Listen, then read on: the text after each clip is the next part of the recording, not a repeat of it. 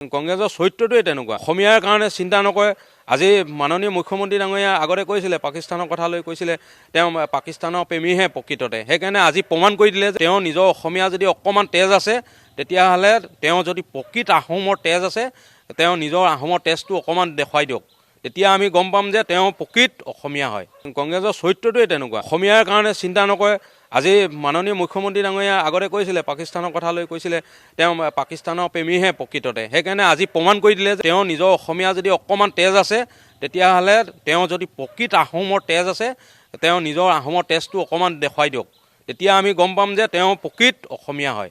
কংগ্ৰেছৰ চৰিত্ৰটোৱে তেনেকুৱা অসমীয়াৰ কাৰণে চিন্তা নকৰে।